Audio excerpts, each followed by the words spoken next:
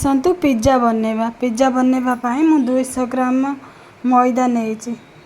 मु आधे टिके लूण दे देइछि, गोटे चमच इनो दे देइछि, गोटे चमच चीनी दे देइछि।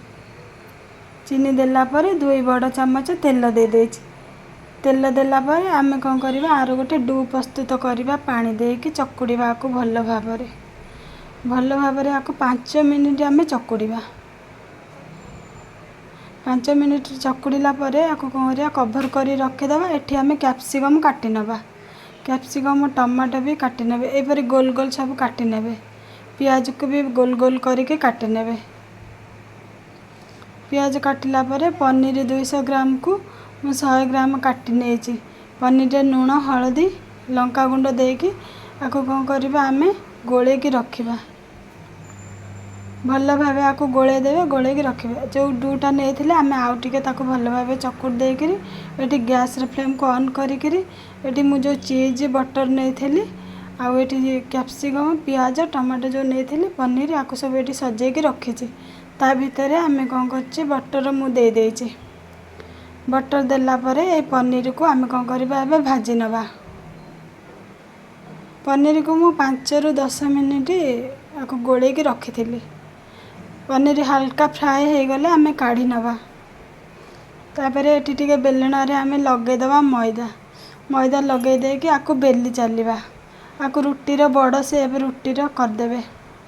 ठीक कला परे एटी गैस रो फ्लेम को प्रथम रु मु हाई रखिथिली। गैस रो फ्लेम हमरो गरम हो जायतला। तापरे गैस रो फ्लेम को सिम करी की आको कोन करबा गोटे चामच साजे रे आको स्पेस कर नबा।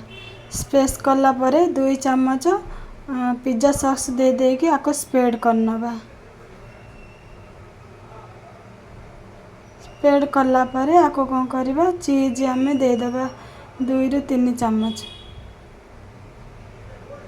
तापरे आमे पनीर को सजे के रखि देबा।